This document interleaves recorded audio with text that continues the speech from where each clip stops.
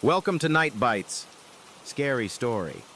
If you're here, chances are you've been craving that chill down your spine and the kind of stories that haunt you long after they're told.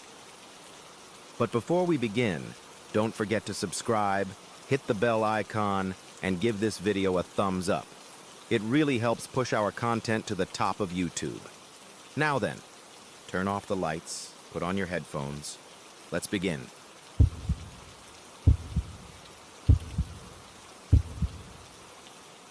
I know how it sounds. I'm not stupid. I know that a channel like Night Bites, Scary Story isn't exactly the best place for a blind guy to talk about seeing. But that's the whole point. I was born blind. Total darkness. No light, no shapes, nothing. My world has always been made of touch, sound, smell, memory, and habit. I've never seen anything, not even in dreams. Not once, until last week. And now, I think I'm going to die. I live alone in a one-bedroom apartment on the 6th floor of a totally average city building. I've got my system, keys clipped to my belt, cane by the door, phone with the speech reader, tactile stickers on everything. I don't need help. I know the neighborhood by heart. I can tell which elevator is coming by the motor sound. I recognize my neighbor by the scent of her perfume in the hallway. That's how deeply I'm connected to my environment. So when something changes, I feel it. It started 5 nights ago. I woke up around 3 a.m. with a strange sensation. Not a sound, not a smell. Just presence. Like someone else was in the room with me. I figured maybe the neighbor's cat had slipped in again. It's happened before. Little thing can sneak in if I leave the door cracked. I sat up and said, "Hey, someone there?" I reached across the bed. My hand was trembling. Silence. Still air. Then I felt it, like a shape in the room, like something standing too close behind me, even if you couldn't hear it breathing. But worse, wrong. Its form didn't match anything that could stand upright. Too tall, too narrow, and utterly still, too still. I froze. The hair on my arms stood up. I reached into the space where it should have been. Nothing. But my chest told me, it's watching, not seeing, watching. The next morning I laughed it off. Maybe sleep paralysis? A dream I didn't know I was dreaming? I mentioned it to my therapist. She asked if I'd been stressed. I said yes, a little. Work's been weird lately, and the city noise is starting to wear me down. But the next night, it came back, same time. 3 a.m., same presence. I didn't close my eyes. I know that sounds silly, but for a blind person, not closing your eyes just means facing the dark. I lay there, breathing slowly, trying not to move. And this time, it moved. It came closer. The air felt like it was being pulled toward it. Pressure, silence, a void around me. Then I heard it. Not a word. A click. Software deliberate. It had joints. It was cracking them like popping knuckles. I haven't slept since Tuesday. At night, I pretend I'm not home. I put on headphones, leave the lights on, for the neighbors, not for me. But I know it still comes. I feel it standing right behind the door. Sometimes I hear it brushing its hand along the walls. Sometimes it whispers in a voice that sounds like mine. Yesterday, I spilled a coffee mug in the kitchen. When I bent down to pick it up, I swear something cold touched my neck. A finger, long, smooth, curious. Tonight it did something new. It knocked 3 times, slowly, from inside the bedroom closet. I haven't opened that door in over a week. I don't know what it wants, but it's learning. It's figuring out how I move, how I live, how I try to ignore it. And now I think it knows I can feel it, that I'm not blind anymore. I'm Something else. A mirror? A target? If you're reading this, you probably think I'm crazy. I'd think the same. But something is in my apartment. It wasn't there before. And every time, it gets closer. I don't think I have much time left. If it touches me again, if it climbs into bed like I think it did last night, I won't survive. Please, if anyone's heard of something like this, tell me what it is, because I swear, I never sensed anything before. But now I can't stop. Quick update from the top. Yes, I'm still alive. No, I haven't slept. Yes, it came back. And now I know for sure. It knows that I can sense it. It's not pretending anymore. At 2:58 a.m., Willow, my dog, growled at the closet. Not barked, growled, low and quiet. She never does that. She pressed herself against my legs like she was asking to be picked up, and I could feel her shaking. Then I felt it again. Not outside, not in the hallway, inside the closet. It stood up. The pressure in the room shifted, like the shape of the air changed. Something tall, taller than a person, narrow, jointed. I didn't feel it with my hands. I felt it by how it bent the room around it. Then the voice. It didn't speak out loud. It didn't even make a sound. The voice was in my mind. It echoed with my own tone. "You're not supposed to know I'm here."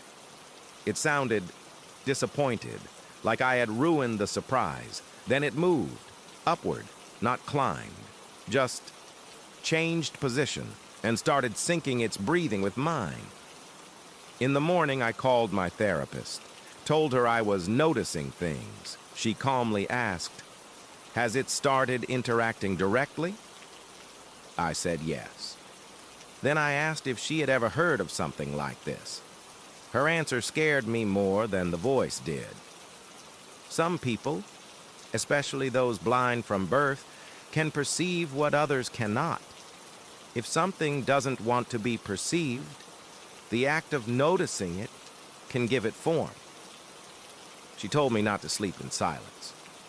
When it's quiet, it listens better. Then she hung up. I tried to leave the house, took Willow, found a 24-hour diner, ordered too much coffee, sat with my back to the wall. Around 4 a.m., the waitress came over, refilled my cup, and as she placed it down, her mouth opened, and the voice came out. "You're not supposed to notice me." Then she walked away like nothing had happened. This morning, while brushing my teeth, I felt it again. Not behind me, not to the side. In front of me, way too close. And in that space, not with sight, but with something else. I saw it. Its face. My face. Grinning wide. It hovered there in the air, just inches away. No breath, no warmth, only observation.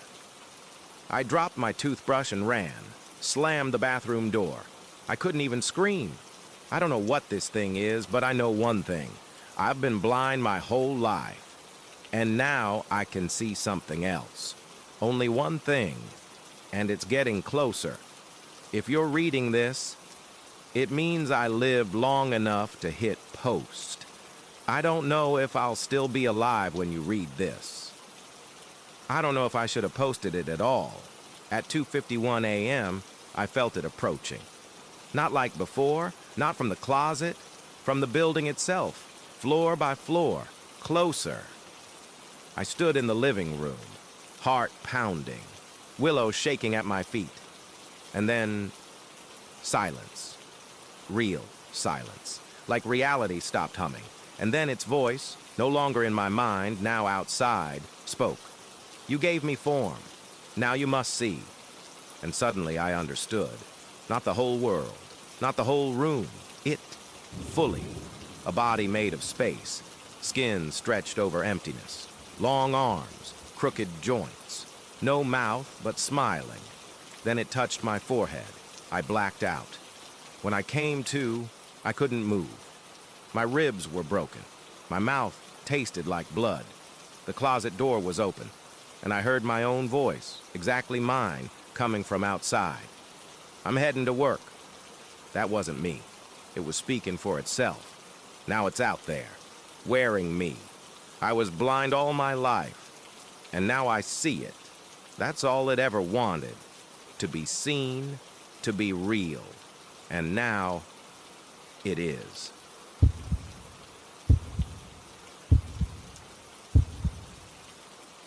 Recently, I met a medium who promised me proof. Stay with me until the end, and you'll believe too. I'm sitting on a sagging couch in a cramped, cluttered room. The carpet is stained and faded, the wallpaper is peeling, and the ceiling is speckled with mold. Everything in this house screams neglect. Next to me on the couch sits an old man, his skin thin and sagging, staring at an empty chair in the corner. A young man, early 30s maybe, dressed in a crisp suit, with a haircut and a dentist's smile, or maybe a realtor's, beams at the old man and says, "Hello, sir, I'm Nathan. I'm a medium. Your family reached out to me for help. Can you tell me what's going on?" "She's there," growls the old man, not taking his eyes off the chair. "Who?" Nathan glances at the chair, then back at him. "Who do you see sitting there?" The old man sniffs, curls his lip. "Don't know her name." "Let the record show.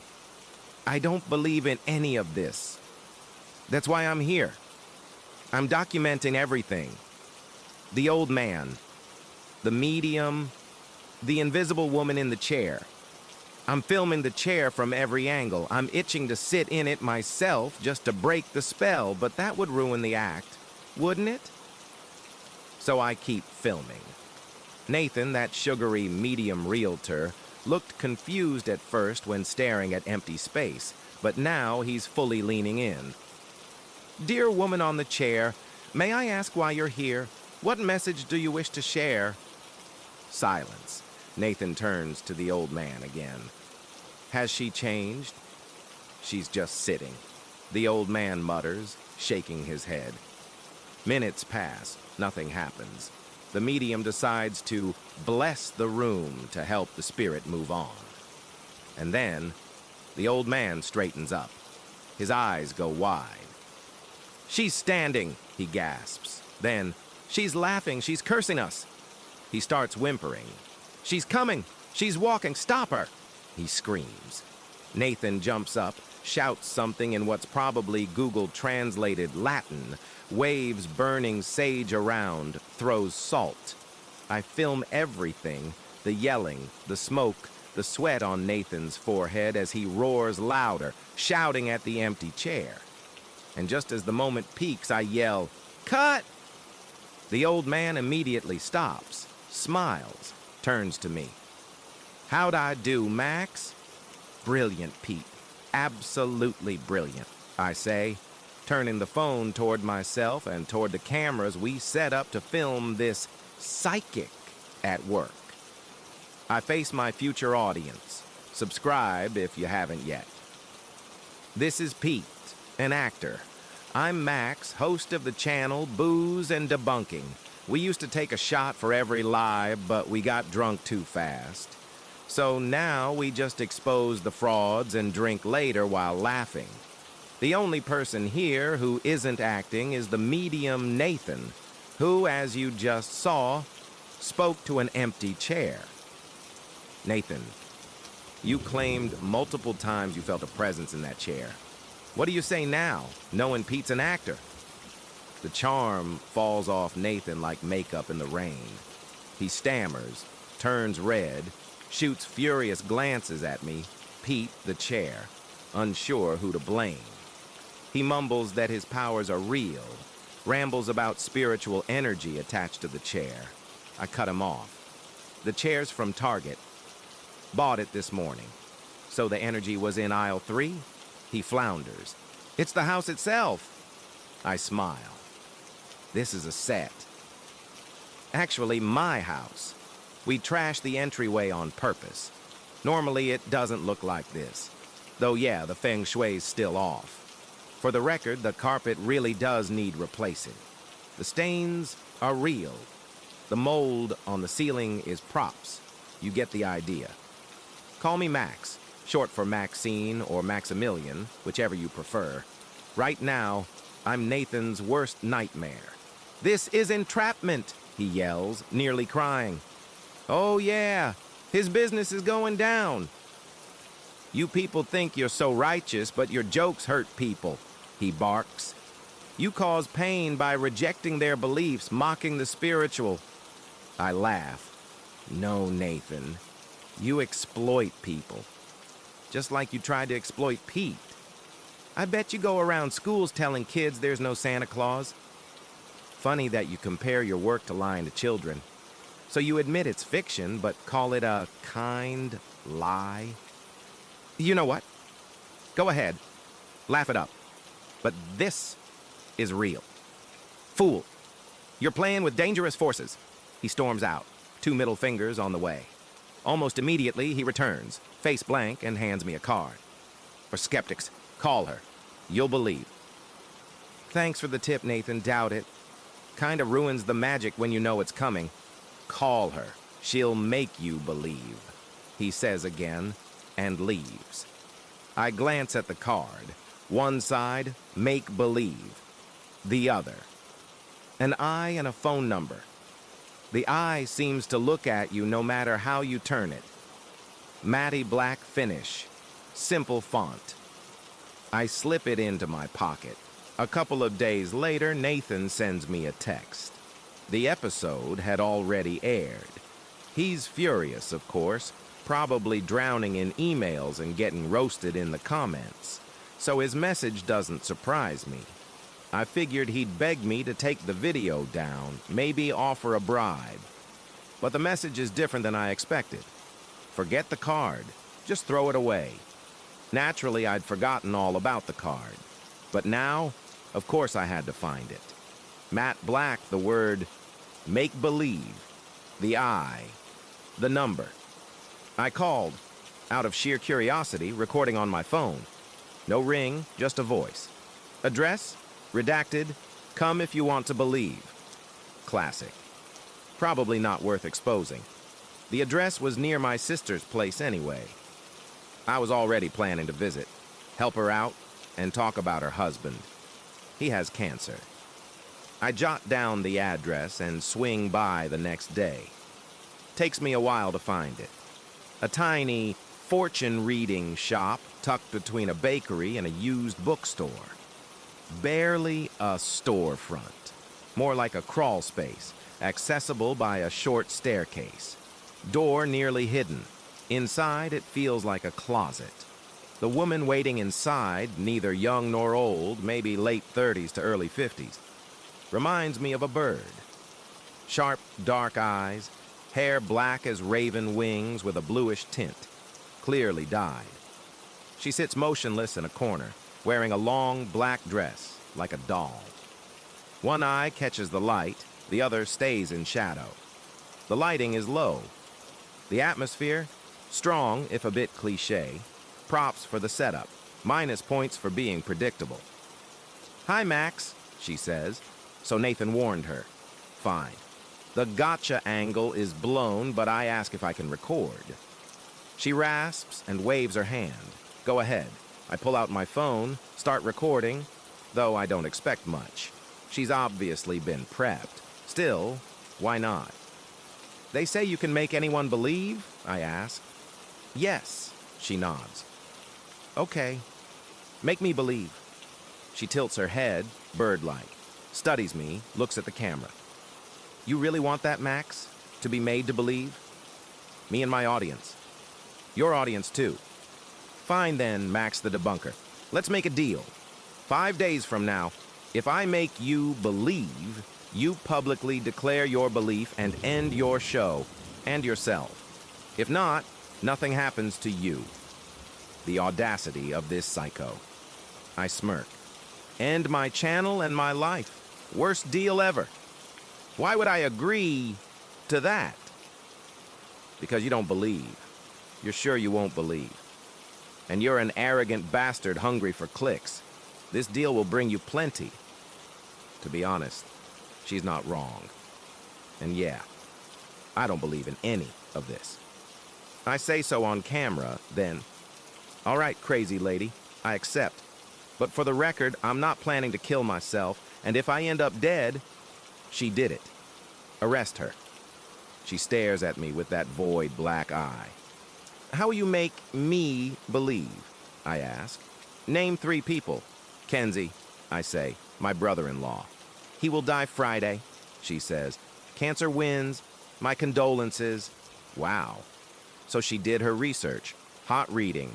Whereas psychic gathers info ahead of time and pretends it's divine knowledge. Nathan told her who I was, so she found out about Kenzie's illness. He really could die any day. Friday is bold, but a reasonable gamble. Still pretty sick to throw around a date for someone's death like that. Too easy, she shrugs. Name another. Sarah, I say. My sister, who's living through this hell. She shakes her head. Nothing happens to her in 5 days, just grief. Name someone else. What? No, those are your rules. You said any 3. I said Sarah. Predict something. She sighs, rolls her eyes. This is your episode, Max. You can do better, but fine. Your sister Sarah will forget a grocery bag and go back for it. Inside, 2 apples. Herbal medicine for a husband that he'll never take.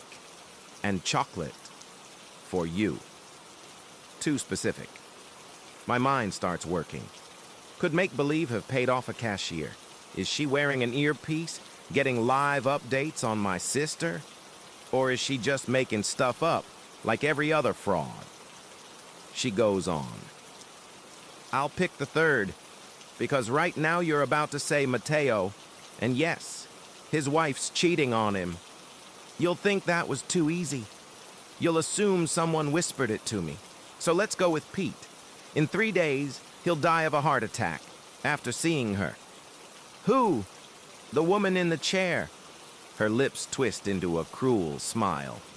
Pete, the actor? There's no woman. I paid him to pretend. He'll call you in 3 days. Tell you he sees her. Beg you to make her leave. He'll warn you. Beg you. He's an actor. I snap. You hired him? He'll say he knew you'd think that, she replies. He'll beg you to believe, but you won't. That part's easy. If they try some stunt with my sister, I'll be impressed. Maybe even file a stalking complaint. As for Kenzie, gross of her to use his illness like that. Oh, Max, she says as I'm leaving. Take my card. I love referrals. Maybe I'll make someone else believe in your place. Sure, I mutter, stepping into the bright sun. She disgusts me, not because of the occult, but because she lies shamelessly, feeding on superstition. This is what I've built my career around, exposing people like her. My father lost everything to one of these mystics. She took his money with promises of love and escape until he died of COVID. I can't bring him back, but I can keep others safe. Back home, I re-watch the make-believe footage. I decide. Next week, I'll release an episode showing how none of her predictions came true. Should make for a decent short video, even if it feels like the rest. I save the recording and forget about it. I didn't think about it again until this morning. Sarah called me in tears. Kenzie passed away last night. They hadn't expected it to happen so suddenly. His condition had been stable for the last few days, but just after midnight he stopped breathing. Her voice trembled with guilt, like she could have done something. I told her not to blame herself. He loved her. He knew that. I forgot about the Friday part until hours later. It's Friday. I wrote it off as a lucky guess. A sick, disgusting one, but a guess. Then Sarah called again. She was crying again, but laughing too, nervously. She said she went grocery shopping. She was on her way home when she realized she'd left one of the bags behind, so she went back. Inside that bag, 2 apples, herbal medicine, chocolate, for me. I laughed with her. We made excuses, coincidence. She probably told me about it before and I forgot. She asked if I wanted to come by. I said I'd drop in tomorrow. After that, I didn't answer my phone because Pete called, and I just couldn't answer it. He called again, and again, and again. The last voicemail he left is what broke me. Max, it's real. I don't know how, but it's real. The woman in the chair is real. She's here. She's not doing anything, but I can't breathe when she looks at me. And she's looking at me. Please, please believe me. Please make her leave. I still haven't called him back. I've tried. I've held the phone. But I can't do it. Because I already know what I'll hear. Nothing. Nothing but silence. Because it's been 3 days.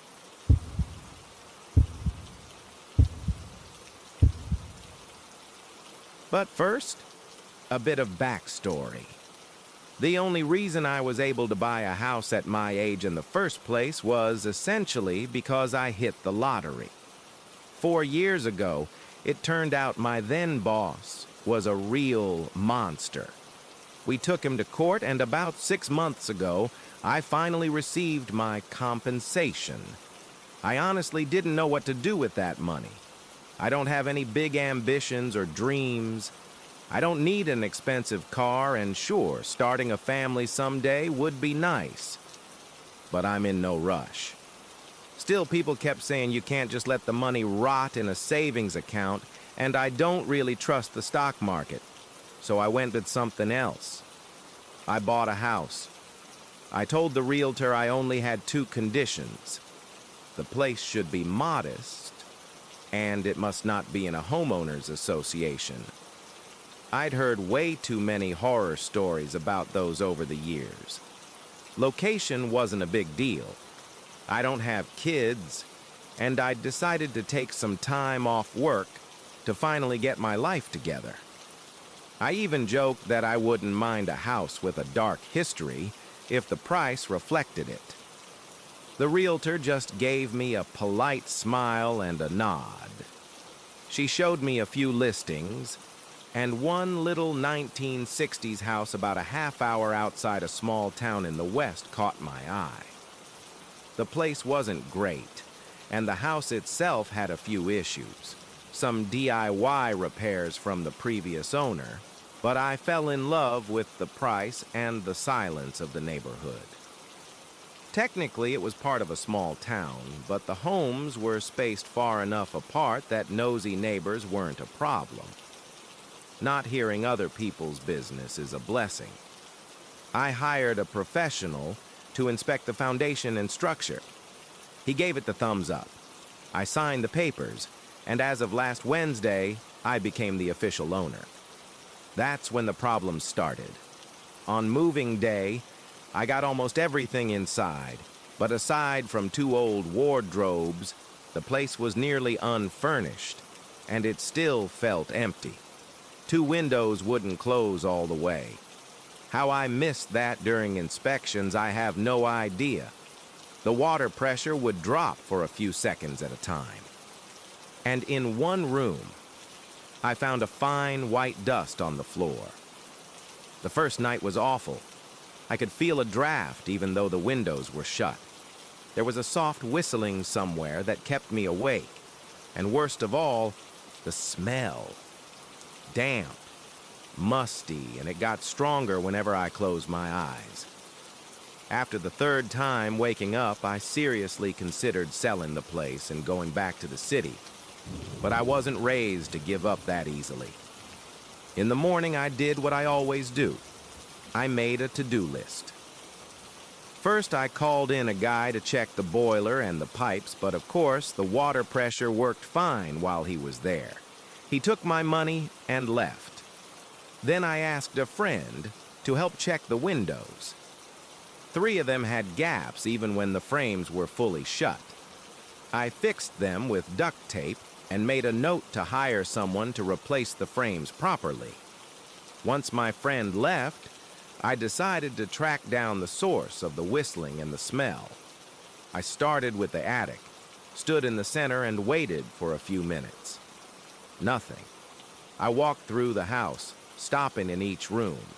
Still nothing. No sound, no smell. But in 3 rooms along the same wall, there was that white dust again. That was the first time I really started to feel uneasy.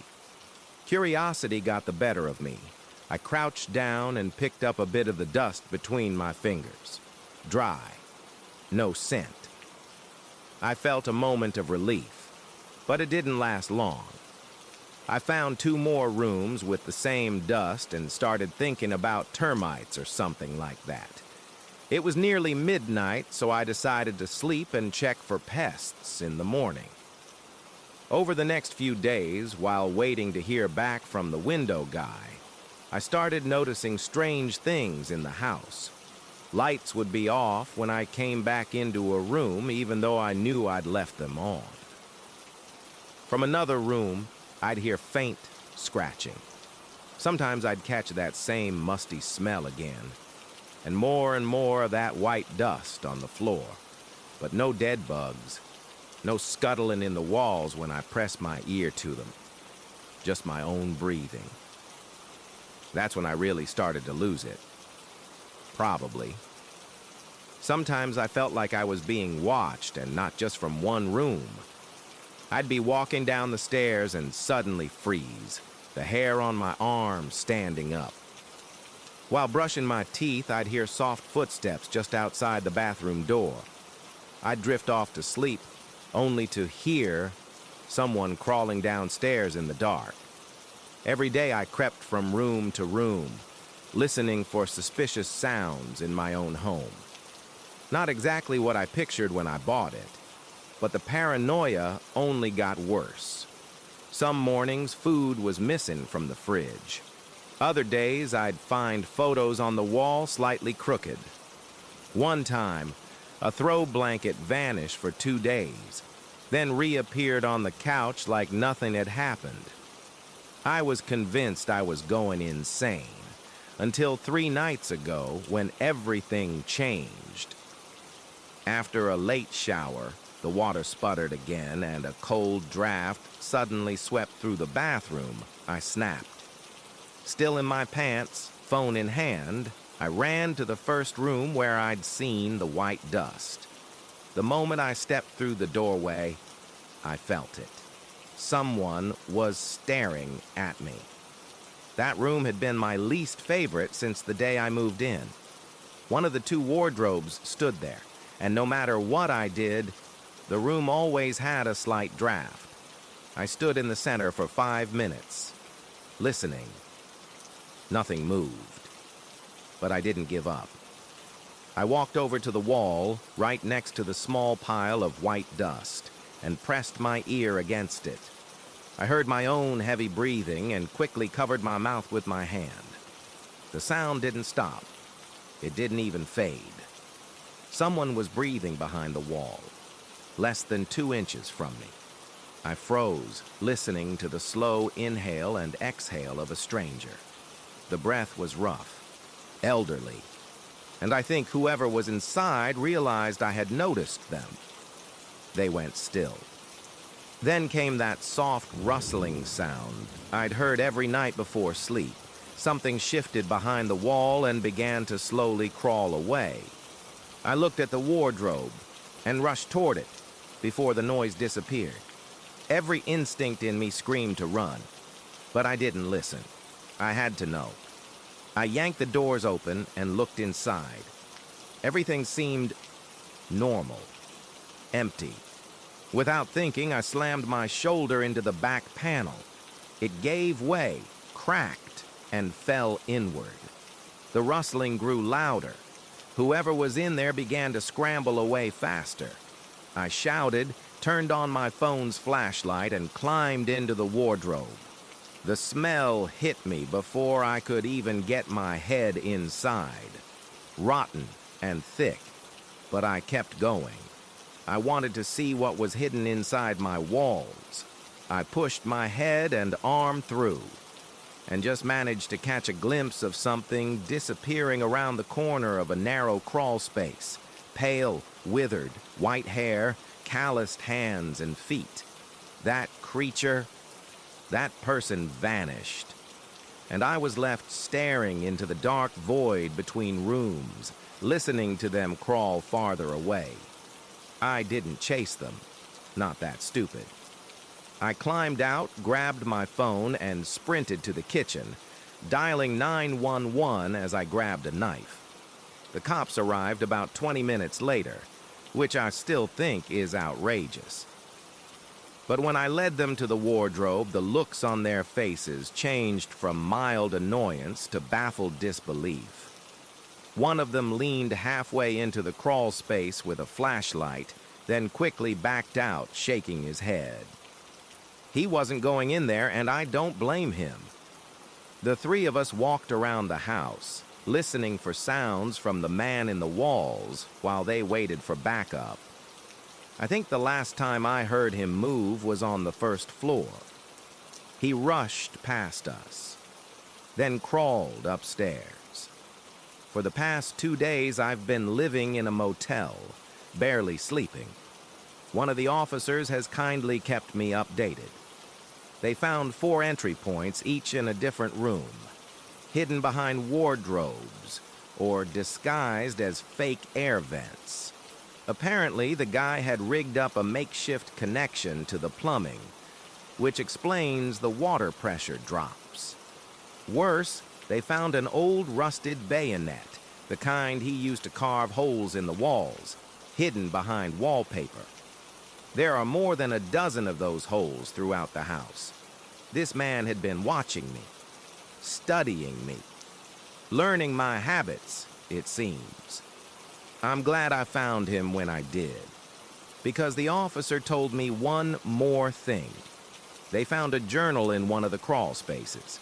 He wouldn't tell me what it said, and that's enough for me.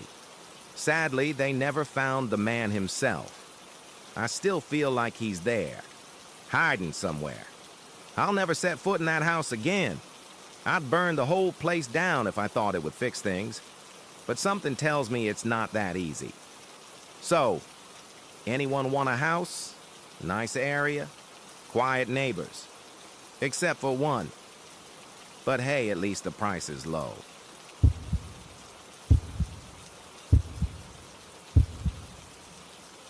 That's all for tonight. If this story got under your skin, give it a like, share your thoughts in the comments, and don't forget to subscribe. There's more to come. Chilling tales, dark secrets, and nightmares lurking in the shadows. We'll meet again in the next episode of Night Bites. Scary story. Sleep tight, if you still can.